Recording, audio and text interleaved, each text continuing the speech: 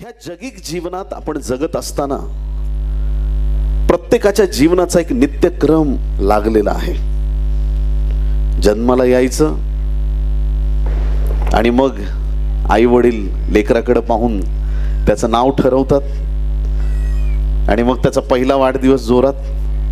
ह्याच शाळेत आमच्या पिंट्याला ॲडमिशन मिळालं पाहिजे आणि मग आई बाप तिथं परिश्रम करतात, काय डोनेशन्स भरतात, काय करायचं ते करतात. लेकराला ॲडमिशन दिलं, 10वी शिकला, 12वी शिकला, मग आता ह्याच्यात पोस्ट ग्रॅज्युएशन कर, ह्याच्यात ग्रॅज्युएशन कर, सगळ्या गोष्टी ठरत जातात, लग्न होतात, मग त्याचे लेकरं होतात, पण तेच नित्यक्रम सगळे चालू असतात.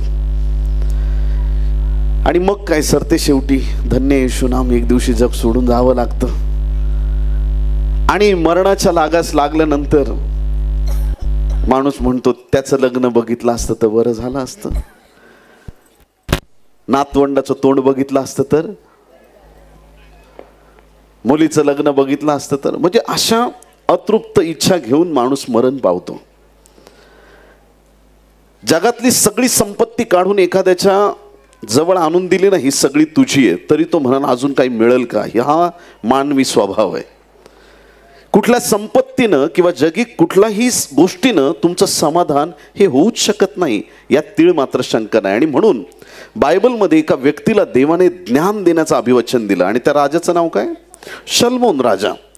शलमोन राजाशी देवबाप बोलत असताना त्या शलमोन राजाला परमेश्वराने अलोट असं शहाणपण दिलं, तुफान एकदम अलौकिक ज्ञान दिलं. त्याचं ज्ञान पाहण्यासाठी दूर दूरून लोक यायचे. हा किती ज्ञानी आहे, किती हुशार आहे हे तपासण्यासाठी, बघण्यासाठी. आणि शबाची राणी आली, तिने तर फार उलटसुलट प्रश्न विचारून त्याच्या ज्ञानाची पारख केली आणि तिला देखील कळालं की हा ज्ञानी राजा आहे आणि हे स्वर्गातून उतरणारं ज्ञान या राजाच्या ठाई आहे. आता एवढं ज्ञान असणारा माणूस कसा वागायला पाहिजे. 1000 बायका केल्या. बोला येशू मसीह की. एक बायको बरोबर संसार करणं कसं आहे, पण त्या राजाने किती बायका केल्या आणि त्या बायकाने त्याचं मन चुकीच्या गोष्टींकडे वळवलं, एवढा ज्ञानी असताना. बरं, त्याच्या ज्ञानी असण्याच्या काळामध्ये त्यांनी काही सुंदर लिखाणं केली. हे बॉटनी वगैरे जे वनस्पतींचे झाडाची नावं वगैरे आपल्या शलमोन राजानेच दिलेले, त्याच्या एवढं ज्ञान काही नव्हतं. हे सगळं बॉटनी झूलॉजीचं ज्ञान त्याच्याकडे अफाट होतं. आणि मग हा राजा ज्ञानाबद्दल अनेक गोष्टी बोलतो. मग त्या नीतिसूत्रेमध्ये लिहिलेल्या आहेत. 31 अध्याय नीतिसूत्रेचे. आणि नीतिसूत्राचं पुस्तक तुम्ही घरी वाचा. तरुण लेकरांनी जर वाचलं तर त्यांना वाटेल असं कोपऱ्यात उभं करून कोणीतरी फडाफड कानाखाली वाजवतंय, माझ्या मुला असं कर, माझ्या मुला तसं करू नको, असं हे नीतिसूत्रेचं पुस्तक आहे. आणि मग त्याच्यानंतर एक पुस्तक येतं, ते म्हणजे उपदेशकाचं पुस्तक. कुठलं. आता हे पुस्तक कुणी लिहिलं, शलमोन राजानेच लिहिलं. कारण इथं पहिल्याच वचनात लिहिलं, उपदेशक पहिला अध्याय पहिलं वचन, यरूशलेमेतील राजा दावीद पुत्र उपदेशक याची वचने. उपदेशक कोण आहे, शलमोन राजा आहे प्रियांनो. आता हे पूर्ण पुस्तक ज्यावेळेस तुम्ही उपदेशकाचं वाचता, एक शब्द तिथं सलग वापरण्यात आलेला आहे वारंवार. काय असेल तो शब्द, बायबल वाचणारे लोक आहात तुम्ही. व्यर्थ हो व्यर्थ. दुसरं वचन वाचूया. व्यर्थ हो व्यर्थ असे उपदेशक म्हणतो, व्यर्थ हो व्यर्थ, सर्व काही व्यर्थ. आता हे उपदेशकाचं पूर्ण पुस्तक तुम्ही वारंवार वाचल्यानंतर बऱ्याच गोष्टी तुम्हाला लक्षात येतात की जगामध्ये काय काय व्यर्थ आहे. पटकन 10 गोष्टी सांगतो. किती गोष्टी, वेळ न लावता फाट फाट फाट पटकन 10 गोष्टी आपण ऐकू. सगळ्यात पहिली गोष्ट 2 अध्यायाच्या 14 ते 16 वचनामध्ये लिहिलेली आहे. त्यात लिहिलेलं आहे, देवापासून नसलेलं ज्ञान व्यर्थ आहे. किती लोक आमेन म्हणतील या गोष्टीला. जे ज्ञान परमेश्वराने दिलेलं नाही, ज्या ज्ञानामध्ये परमेश्वराचा हस्तक्षेप नाही, जे ज्ञान जगिक कौशल्याचं किंवा जगिकता दाखवण्याचं आहे. एखादा समोरच्याला कळू न देता पाकिट मारतो, हे त्याची ज्ञान आणि त्याची कलागुण आहे. पण देवाच्या राज्यात हे ज्ञान कसं आहे, व्यर्थ आहे. जे ज्ञान देवापासून नाही ते ज्ञान व्यर्थ आहे, पहिली गोष्ट. दुसरी गोष्ट 2 अध्यायाच्या म्हणजे उपदेशकाबद्दलच चाललंय, तर मी डायरेक्ट 2 अध्याय म्हटलं तर फक्त उपदेशकाचाच विचार करा. 2 अध्याय उपदेशकाचा 18 ते 23 वचनात सांगितलेलं आहे, मनुष्य जे बिकट कष्ट करतो ते व्यर्थ आहे. बिकट कष्ट करणं व्यर्थ आहे. कष्ट करणं हा देवाने दिलेला शाप आहे. कष्ट करशील तेव्हा, आहे की नाही, आपल्या निढळाच्या घामाने तू त्या कष्टाने तुला भाकर मिळणार आहे. काही लोक कष्ट करतात, कष्ट करणं चांगलं आहे, पण बिकट कष्ट. आता बिकट कष्ट म्हणजे काय सांगतो. तरुण लेकरं येतात, पाळक साहेब माझ्यासाठी प्रार्थना करा नोकरीसाठी, आणि नोकरी मिळाली का चर्चलाच येत नाही तो. बिकट कष्ट. आणि मग असं आयुष्य बिकटमुळं तिखट होतं का मग त्या जीवनात काहीच राहत नाही, रस राहत नाही, आनंद राहत नाही, आणि त्याला एकदम नुसता बैल बांधलाय नांगराला, बस ओढत राहायचं, ओढत राहायचं, कमवत राहायचं, एवढ्याच गोष्टी त्यांना दिसतात. देवाच्या भवनाकडे पायच नाही वळालेत, ईश्वर प्राप्तीसाठी आपल्या जीवनात परिश्रमच नाहीत केले, आणि कष्ट करतोय. त्या कष्टाचा काय उपयोग आहे. परमेश्वराला सोडून जर तुम्ही कष्ट करत आहात, देवाला विसरून कष्ट करत आहात, तर ते कष्ट करणं, ते तुमचं काबाड कष्ट व्यर्थ उद्योग आहे, बायबल सांगतं. दुसऱ्या अध्यायाच्या 26व्या वचनात बायबल सांगतं की ज्यावेळेस एखादा मनुष्य धनसंपत्ती प्राप्त करून नुसतं साठवून ठेवतो, संचय करतो, हा व्यर्थ उद्योग आहे. कसा आहे. नुसता संचय करणं. बघा आता एक चायनामध्ये एक राजा होता, त्याची सगळी त्याची कमाई, त्याची मिळकत आणि त्याचा पैसा आळका एवढा जास्त होता, तरुणपणातच अब्जोपती झाला. कसा. तरुणपणात. आणि अचानक मरण पावला. अचानक. आता बघा गंमत, बघा काय घडली पुढं. तर त्याच्या बायकोने विचार केला, आता एवढी संपत्ती आणि हे कोण हँडल करणार, कोण आहे. मग तिने विचार केला, माझ्या नवऱ्याचा एक चांगला नोकर आहे. आणि मग तिने प्रस्ताव मांडला की ह्या नोकराबरोबर लग्न केलं तर आपलं सगळं व्यवसाय सगळे टिकून राहतील. आणि त्या राणीने नोकराबरोबर लग्न केलं. नोकर विचार करतो की राजा एवढे वर्ष माझ्यासाठी कमवत होता,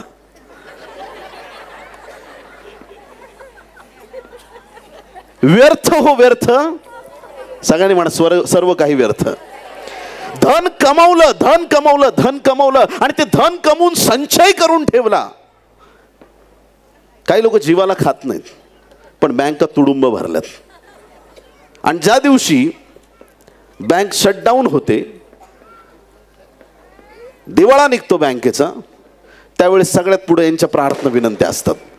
संचय करून करून करून तो संचय कुठं घेऊन जाणार आहेत. अरे मनुष्य मरण पावला माझ्या भावांनो बहिणींनो, असं पेटीत टाकायच्या आधी ए आजीच्या हातातल्या सोन्याच्या बांगड्या काढ. रडता रडता आजी माझी एवढी चांगली, अंगठी काढ, अंगठी काढ लवकर, माझं एवढी चांगली माझी. काही आणलं नाही, काही घेऊन जाता येणार नाही. धनसंचय व्यर्थ गोष्ट आहे. तिसऱ्या अध्यायाच्या 18 ते 22 वचनात सांगितलंय,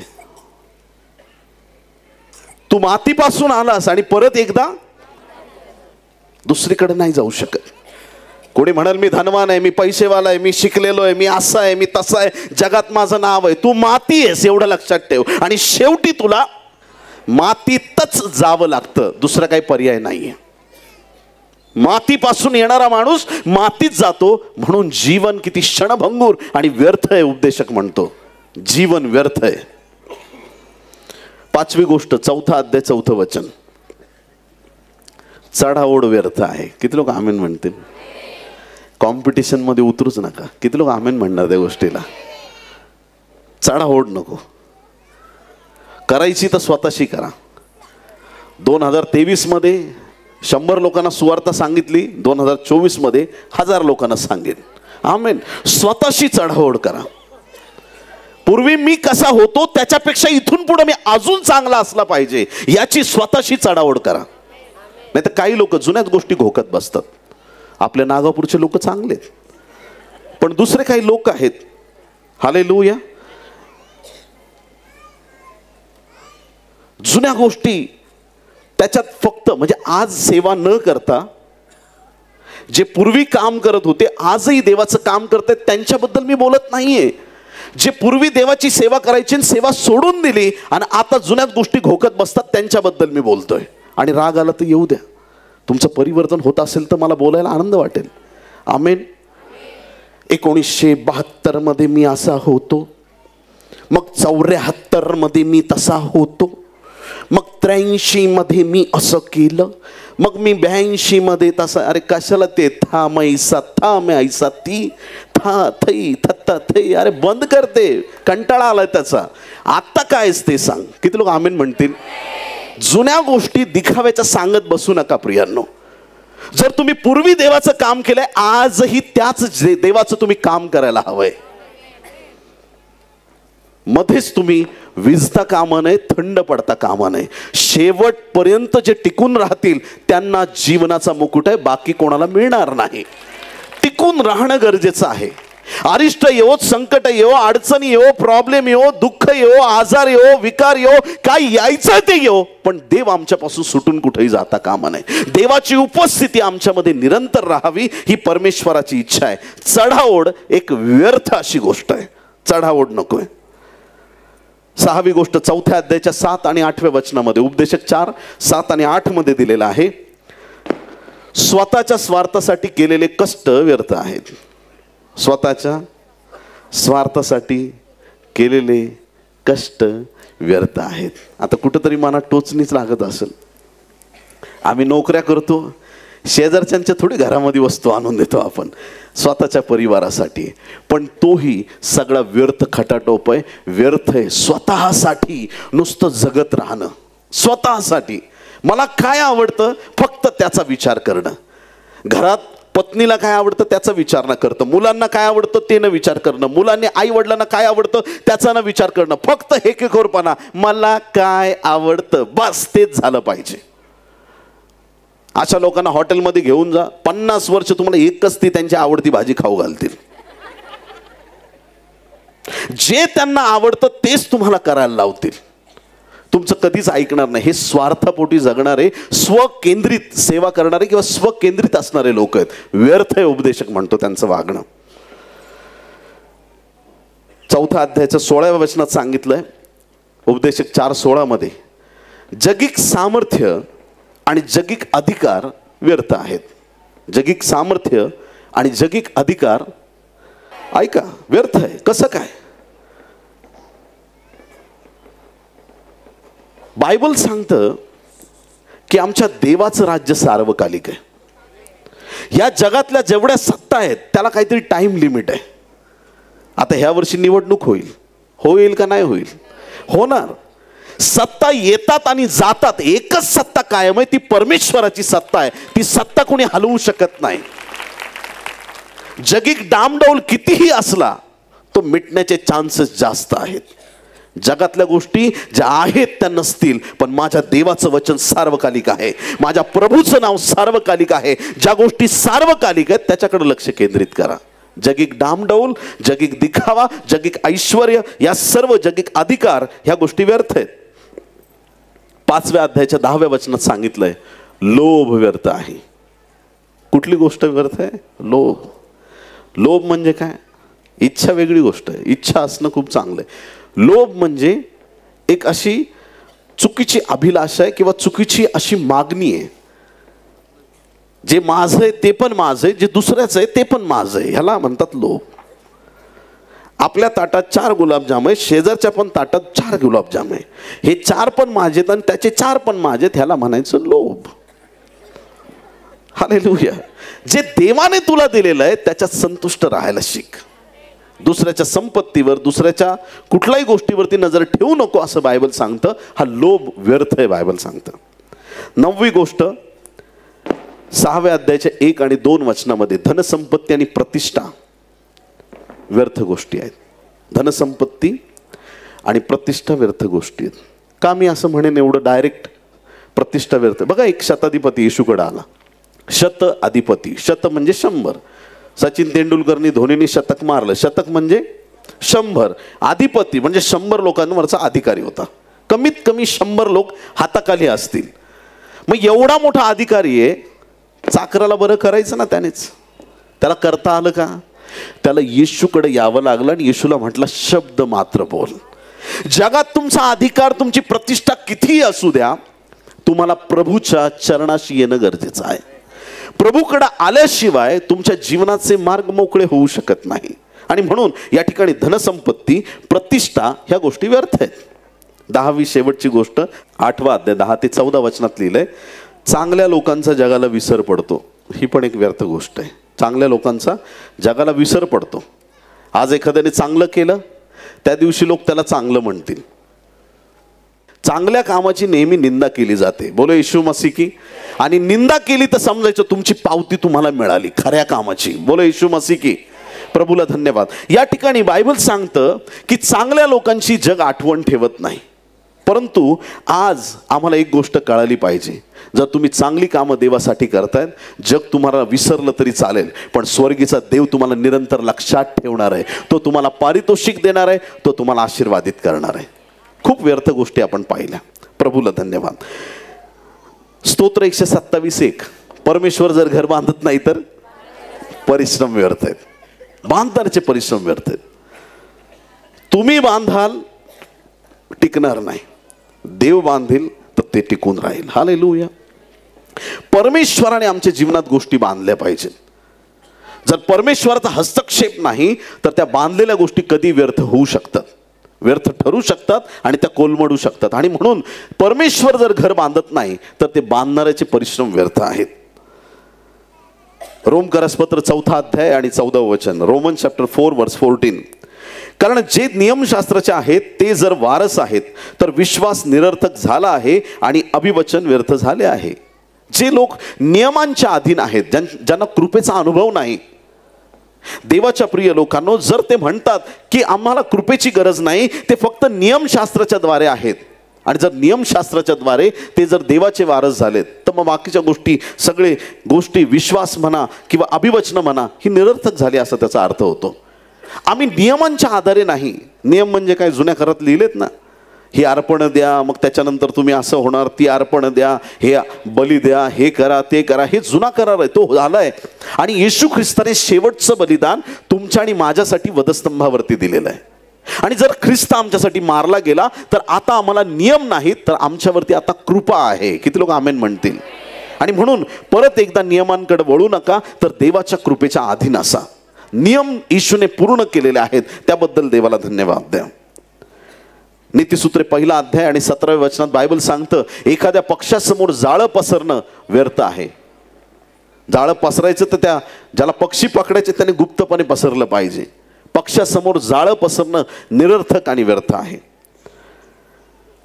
अनेक गोष्टींची निरर्थकता, व्यर्थ असणं हे आपण जगामध्ये पाहतो. आणि हा इतका भयंकर आणि सखोल विषय आहे. आम्ही रोजच्या जीवनात आम्ही काय काय करतो. एक शब्द आहे, अजून एक, टाइमपास. कुठला शब्द? हा एक भयंकर शब्द आहे. काय रे, काय झालं? काय नाही, टाइमपास करतोय. तुझ्याकडे एवढा टाइम आहे की तुला टाइमपास करता येतो?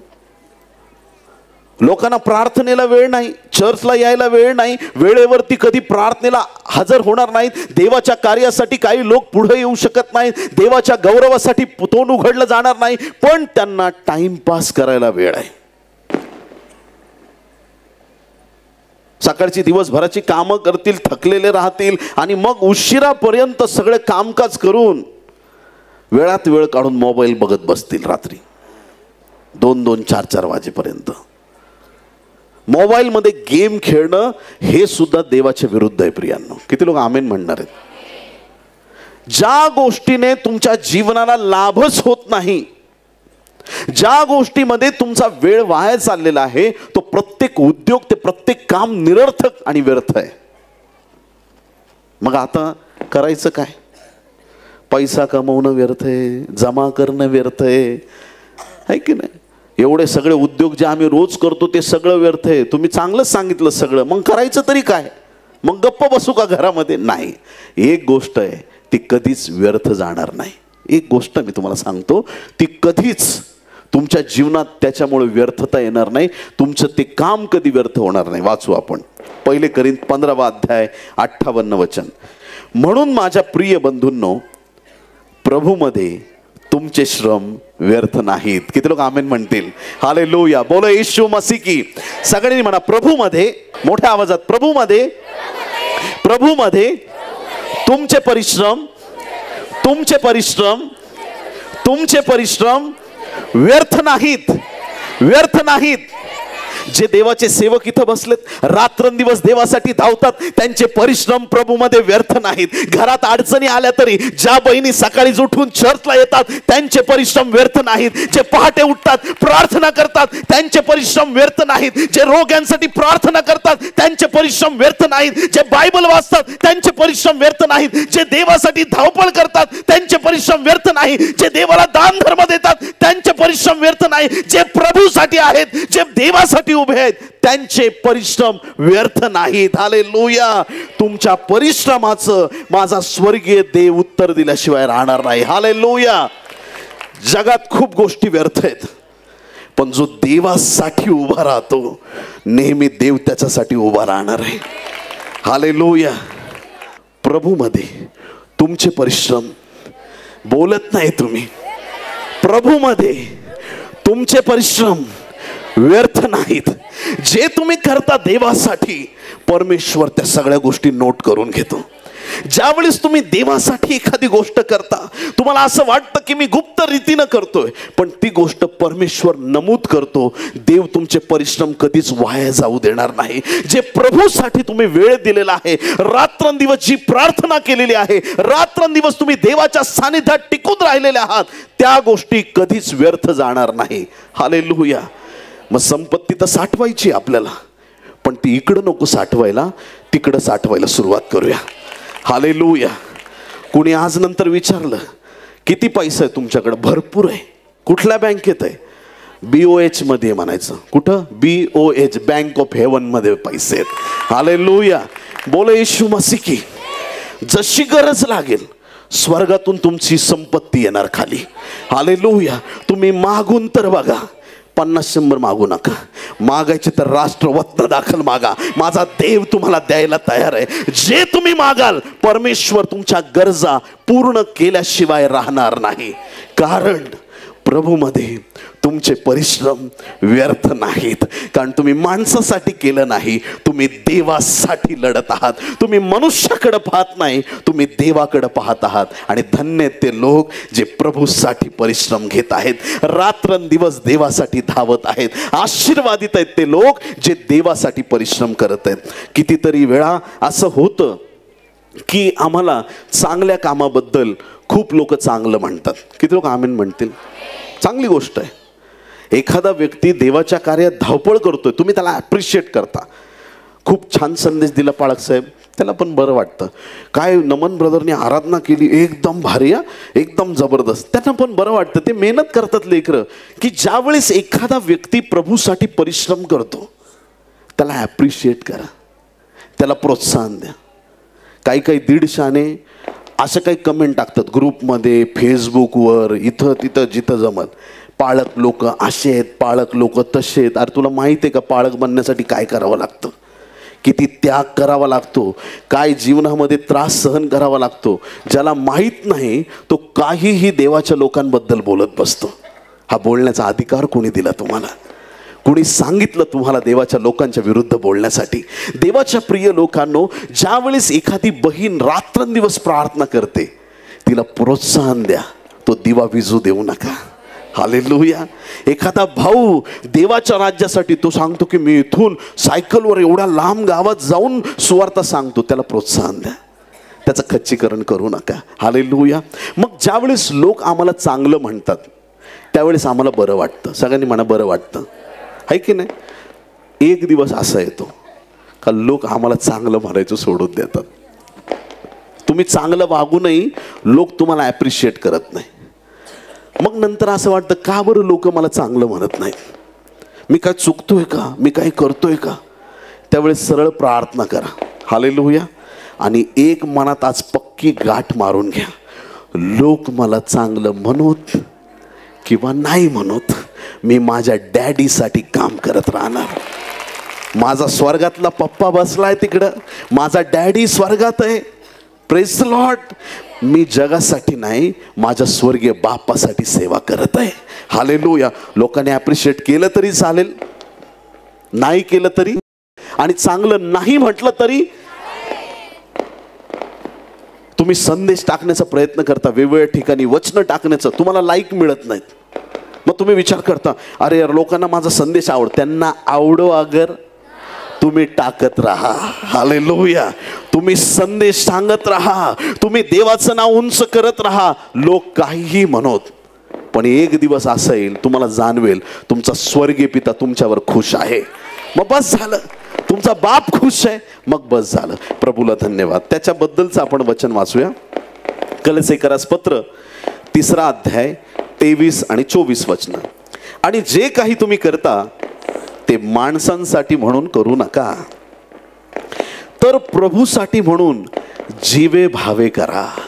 कसं करा? जीवे भावे. देव बघतोय, जीवे भावे मनापासून करा. प्रभूपासून वतनरूप प्रतिफळ तुम्हाला मिळेल हे तुम्हाला माहीत आहे. प्रतिफळ कोण देणार? प्रभू देणार. वतनरूप प्रतिफळ देणार हे तुम्हाला माहीत आहे. प्रभू ख्रिस्ताची चाकरी करत जा. कुणाची? प्रभू ख्रिस्ताची. माणसाची नाही, प्रभू ख्रिस्ताची. जे तुम्ही देवासाठी परिश्रम करता, ते परिश्रम करीत असताना तुम्हाला कोणी चांगलं म्हणो, वाईट म्हणो, कुणी तुमचं नाव घेओ अगर न घेओ, पण नेहमी लक्षात ठेवा की प्रभूने तुमची निवड केलेली आहे आणि तुम्ही जे काही करता ते देवासाठी करा. हालेलुया. दान धर्म देताना पण गुप्त रीतीनं द्यायला शिका. आमेन. किती लोक आमेन म्हणतील या गोष्टीला? प्रभूला धन्यवाद. निनावी द्या, न सांगता द्या, गुप्त रीतीनं देवाला द्या. गोरगरिबांना लॉकडाऊनमध्ये आम्ही बघितलं, एक वडापाव 12 जण धरून देतात गरीबाला, फोटो काढून त्या फेसबुकवर.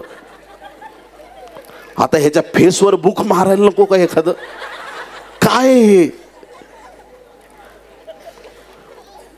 असं वाटतं की तो गरीब माणूस यांना सगळ्यांना वडापाव देतोय. आज आम्ही दान धर्म केला, आज आम्ही साड्या वाटल्या, आज आम्ही हे केलं, आम्ही ते केलं. गुप्त रीतीने करून तर बघा, खूप मोठं प्रतिफळ आहे.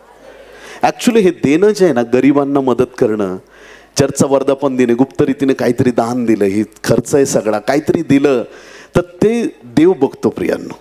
आणि ते जगाला जेव्हा तुम्ही दाखवता ना, मग कसं आहे की हे बीज आहे. सगळ्यांनी म्हणा बीज. मोठ्या आवाजात बोला ना. बीज आहे. आता शेतकरी आहे समजा, मी सूटबूट घातलेला शेतकरी. Praise Lord. शेतकरी काय करतो? जमिनीमध्ये उकरून त्याच्यात ते बीज पेरतो आणि बंद करून टाकतो मातीने, त्याला पाणी टाकतो. मग नंतर त्याच्यातून अंकुर येतं, कोंब येतं, झाड तयार होतं. होतं का नाही होत? होतं का नाही होत? प्रभूला धन्यवाद.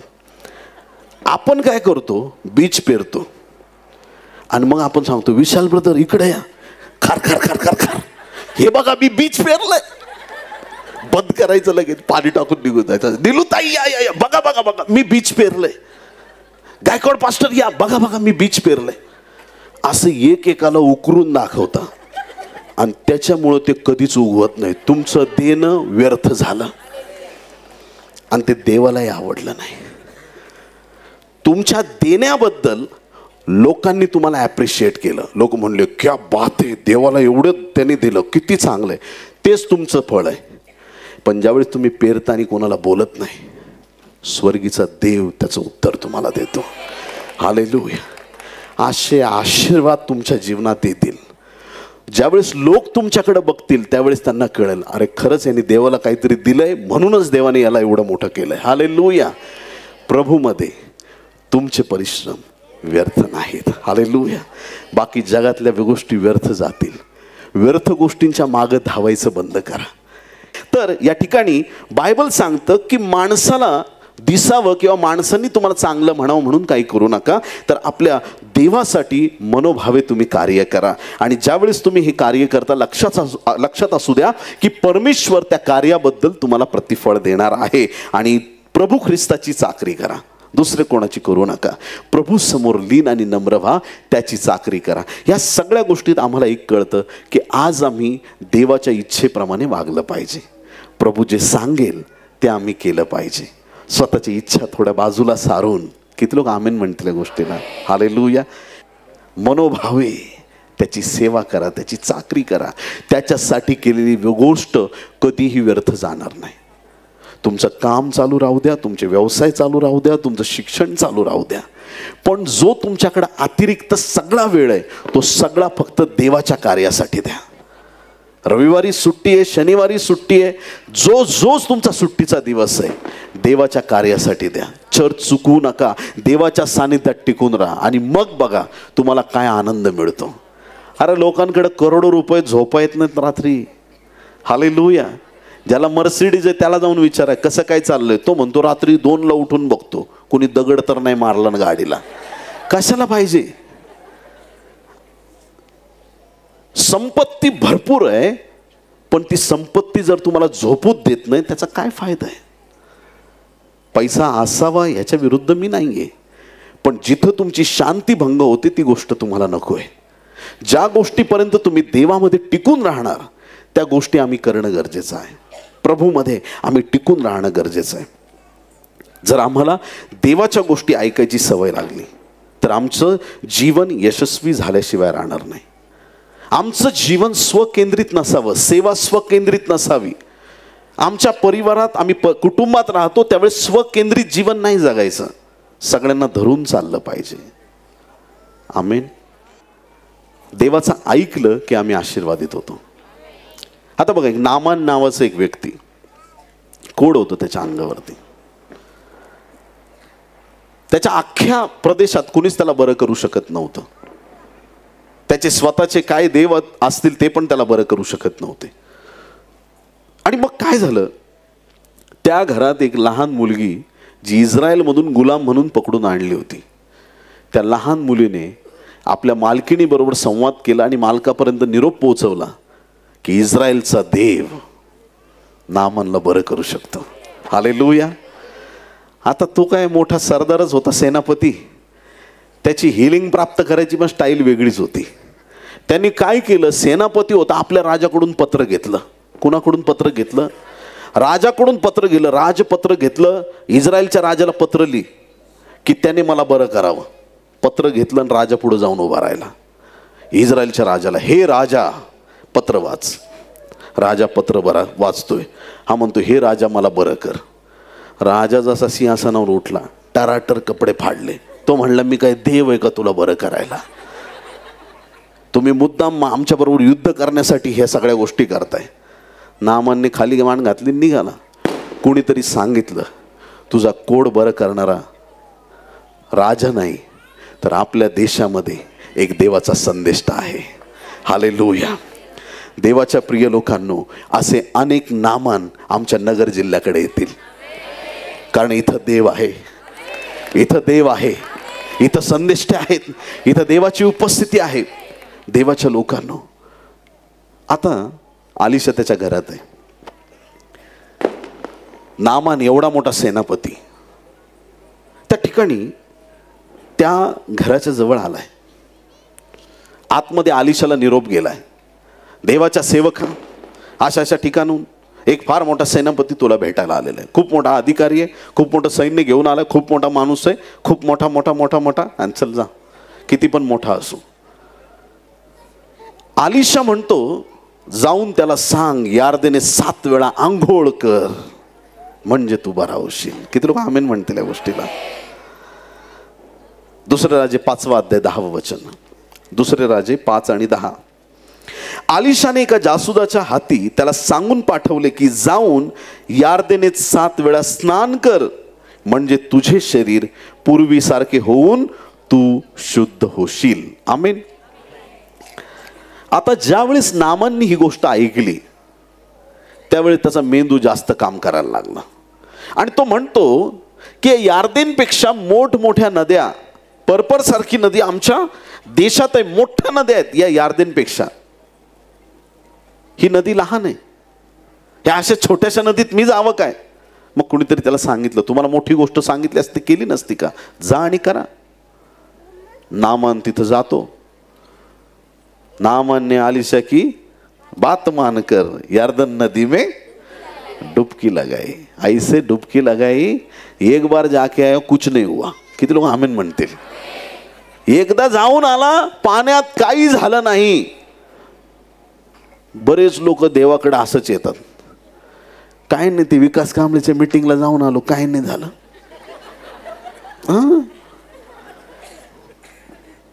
तिकडे गेलो प्रार्थनेला, काही नाही झालं. पंजाबला जाऊन आलो, पंजाबला पण जॉब नाही लागला. पंजाबला जाऊन आलो मी. जा कुठं जायचं तिकडं. देवाच्या प्रिय लोकांनो, देवाचा उचित समय ओळखायला शिकलं पाहिजे. देवाला दोष देण्यापेक्षा स्वतःला तपासलं तर ते जास्त चांगलं होईल. एकदा नामान आज जाऊन येतो, काहीच फरक पडत नाही. 2दा 3दा 4दा 5दा 6दा काही फरक पडला नाही. पण 7व्या खेपेस जसा तो बाहेर आला, लहान लेकरासारखं शरीर त्याला मिळालं. हालेलुया. त्याची स्किन अशी झाली का जगातल्या कुठल्या क्रीमने होणार नाही, कुठला साबणाने होणार नाही. हालेलुया. त्याचा आजार कायमस्वरूपी निघून गेला. परमेश्वराने त्याला आरोग्य दिलं. बोले येशू मसीह की. नामानाचं कोड नाही झालं. देवाच्या प्रिय लोकांना त्या दिवशी फार मोठं देवाचं गौरव प्रकट झालं. त्याच्या देशात जे होऊ शकलं नाही ते इस्रायलच्या पवित्र भूमीवरती परमेश्वराने घडून आणलं. कारण की इस्रायलचा देव आजही जिवंत परमेश्वर आहे. इस्राएल, एल म्हणजे एल शडाय, एल सिदकेनू, एल म्हणजे साक्षात परमेश्वर. त्याची उपस्थिती इस्रायलमध्ये आहे. त्या परमेश्वराने नामानाचं कोड नाहीसं केलं जेव्हा नामानाने आज्ञा पाळली. दुसरी गोष्ट, योहान 9वा अध्याय आणि 6 आणि 7 वचनामध्ये आपण पाहू शकता. योहान 9, 6 आणि 7 वचनं. जन्मापासून एक अंध व्यक्ती होता. शिष्यांचं डिस्कशन चाललंय, कुणाच्या पापामुळं का आंधळा झाला. लोकांना हे घेणं देणं नाहीये, हा कसा बरा होईल, याला काय झालं ते नाही, हा कशामुळं असं झालाय. एखादा पाळक आजारी पडला तर हा काहीतरी केलं असेल त्यांनी. आमच्यावर नेहमी तोफा डागलेल्याच असतात, म्हणून आम्हाला खूप सतर्क राहावं लागतं. कसं झालं यालाच कसं झालं, देवाचा फटका, याला हे झालं ते झालं. पण या ठिकाणी प्रभूने त्याला उत्तर दिलं, हा आजार किंवा हे अंधत्व परमेश्वराच्या गौरवासाठी आहे. प्रभू येशू त्या दिवशी जमिनीवर थुंकला. येशू जमिनीवर थुंकला आणि त्याने चिखल तयार केला. चिखल उचलला, अंध व्यक्तीच्या डोळ्याला लावून टाकला आणि त्याला सांगितलं, जा शिलोह तळ्यावरती आपले डोळे धु. हालेलुया. आंधळा व्यक्ती शिलो तळ शोधत शोधत निघालाय, चाललाय पुढं. एक क्षण आला, तिथं पोहोचला. पाणी आहे. शिलो तळ्याचं पाणी घेऊन त्याने आपले डोळे जसे धुतले, बायबल सांगतं त्या जन्मांधाला त्याच क्षणी दृष्टी आली. आमेन. बोलो येशू मसीह की. जन्मांधाला दृष्टी आली. देवाने त्याचे डोळे उघडले. लोक रस्त्याने त्याला म्हणू लागले, अरे तू तोच ना तो आंधळा, कसा काय बरा झाला. माहित नाही, पण मी पूर्वी आंधळा होतो, पण आता मी पाहू शकतो. येशूने बरं केलंय. हालेलुया. हा येशूचा दैवी चमत्कार आहे. तो बरा झाला. त्यानंतर आणखीन एक उदाहरण. पहिलं नामांचं बघितलं, दुसरं जन्मांध आणि तिसरं शेवटचं उदाहरण 10 कुष्ठरोगी. 10 कुष्ठरोगी येशूपासून दूरवर उभे आहेत. रक्तस्रावी येशू जवळ आली. बर्तिमाईला येशू जवळ आणण्यात आलं. अनेक रोगी पीडित येशूच्या जवळ आले, पण 10 कुष्ठरोगी येशूपासून लांब होते. कारण जुन्या करारामध्ये नियम होता की ज्याला कुष्ठरोग झालाय त्याने माणसांमध्ये येऊ नये. आणि म्हणून ते 10 कुष्ठरोगी लांबूनच तिथून विचारतायत, हे देवाच्या पुत्रा नासुरी येशू, आमच्यावर दया करा. नासुरी येशू, आमच्यावर दया करा. आणि येशूने विचारलं, काय करू तुमच्यासाठी. देवाच्या प्रिय लोकांना तो प्रसंग असा आहे ना की ते दुरून प्रभूला हाका मारतायत. आणि त्या वार्तालापामध्ये प्रभूने त्यांना एक आज्ञा केली. Praise the Lord. वाचूया आपण लूक याचा 17वा अध्याय 14वं वचन. लूक 17 आणि 14. त्याने त्यांना पाहून म्हटले, तुम्ही जाऊन स्वतःस याजकांना दाखवा. मग असे झाले की ते जाता जाता शुद्ध झाले. आमेन. जाता जाता शुद्ध झाले. येशूने त्यांना म्हटलं, स्वतः जाऊन याजकास दाखवा. ते याजकाकडे निघाले. पहा आता काय या वचनाचा एक सारांश घेऊया आता थोडक्यात. ते निघालेत, प्रभूची वाणी आहे, स्वतः जाऊन याजकास दाखवा. हो प्रभू, आम्ही याजकाला दाखवतो. ते निघाले आणि चालता चालता त्यांना जाणवलं, अरे माझं नाक पूर्ण कुष्ठरोगामुळे एकदम बेंड झालं होतं. अरे माझं नाक परत बाहेर आलं, माझे कान नीट झाले, माझे हात उघडले तुझ्याकडं. अरे तू एवढा हँडसम आहे का? एवढा हँडसम मला कधीच दिसला नाही. ते 10 लोक एकमेकांकडे बघून आश्चर्यचकित झाले. ते सगळे बरे झाले. 9 लोक याजकांना दाखवायला गेले, पण त्यात एक जण होता. त्याला कळालं की त्या याजकांपेक्षा श्रेष्ठ याजक येशू ख्रिस्त आहे. हालेलुया. त्याला ते रिव्हिलेशन मिळालं, ते प्रकाशन मिळालं की ज्या याजकांनी आम्हाला गावातून हाकललं, कारण की याजकच लोकांना सांगायचे तुला कुष्ठरोग आहे की नाही, तर त्याला बाहेर काढायचं काम पण याजकाचं. त्यांनी मला बाहेर काढलं, ज्याने मला आत पाठवलंय, मी परत ते येशूकडे जाईल. तो परत प्रभूकडे आला आणि प्रभूच्या चरणावरची तो बसला. बाकीचे 9 कुठे आहेत? प्रभूचा प्रश्न आहे, बाकीचे 9 कुठे आहेत? मग ती जबाबदारी त्यांना घेऊन येण्याची देवाने आपल्यावरती दिली. किती लोक आमेन म्हणतील? हालेलुया. तुम्ही जे आलाय तिथे प्रभूच्या चरणाशी, तुमच्यावर जबाबदारी आहे. तुमच्या घरातले लोक कुठे आहेत? प्रभू विचारतोय आज. हालेलुया. तुमच्या परिवारातले, तुमच्या नातलगातले, तुमच्या शेजारचे पाजारचे ते लोक कुठे आहेत जे देवापासून दूर गेलेत? त्यांना घेऊन येण्याचं काम आपलं आहे. हालेलुया. तर आज या 3 उदाहरणामध्ये नामान, अंध व्यक्ती आणि हे 10 कुष्ठरोगी, यांच्या 3ही उदाहरणामध्ये काहीतरी देवाने त्यांना आज्ञा दिलेली आहे. किती लोक आमेन म्हणतील या गोष्टीला? देवाची आज्ञा त्याने ऐकली. नामान जातो, 7 वेळा आंघोळ करतो, त्याचे परिश्रम देवाने व्यर्थ जाऊ दिले नाही. जन्मांध शिलोहपर्यंत जाण्याचे कष्ट घेतो, डोळे धुतो, प्रभूने त्याचे परिश्रम व्यर्थ जाऊ दिले नाही. हे लोक याजकाला दाखवण्यासाठी चालत पुढे गेलेत. देवाची आज्ञा ऐकून त्यांचे परिश्रम व्यर्थ गेले नाहीत. जेव्हा तुम्ही येशूचा शब्द ऐकता, त्या वाणीनुसार चालता, तुमचे परिश्रम परमेश्वर कधीच व्यर्थ जाऊ देणार नाही. हालेलुया. जोपर्यंत आम्ही मनाने चालत राहू, आम्हाला जे वाटतं ते करत राहू, आमचे परिश्रम व्यर्थ जाऊ शकतात. आज आम्हाला देवाची वाणी ऐकण्याची गरज आहे. प्रभू तुझी काय इच्छा आहे माझ्या जीवनासाठी? तू काय ठरवलंयस माझ्यासाठी? आणि ज्यावेळेस तुम्ही म्हणता की प्रभू तुझी ही इच्छा आहे माझ्यासाठी, तर मी नक्कीच त्याप्रमाणे करेल. आणि ज्यावेळेस तुम्ही देवासाठी कार्य कराल, तुमचे परिश्रम कधीच व्यर्थ जाणार नाहीत. हालेलुया. Praise the Lord. जसा आवाज आहे तसं गायला सुरुवात करा. जसं सांगता येतंय तसं वचन सांगायला सुरुवात करा. तुम्हाला एखादी छोटी भविष्यवाणी देवापासून मिळाली, बिनधास्त बोलायला सुरुवात करा. जे देव परमेश्वर तुम्हाला जे प्रकट करतोय त्या कार्याला सुरुवात करा. कारण की जेव्हा तुम्ही देवाचं काम करता, त्यावेळेस तुम्ही स्वर्गीय राज्यामध्ये यशस्वी जीवन जगू शकता. आणि असं समाधान जगात कुठंच नाही. देवाच्या प्रिय लोकांनो, देवाची सेवा करणं ही सगळ्यात मोठं हायर कॉलिंग आहे. हालेलुया. देवाचं काम करणं ही सगळ्यात मोठी गोष्ट आहे. आणि ज्यावेळेस तुम्ही प्रभूसाठी परिश्रम करता, प्रभूमध्ये तुमचे परिश्रम व्यर्थ नाहीत.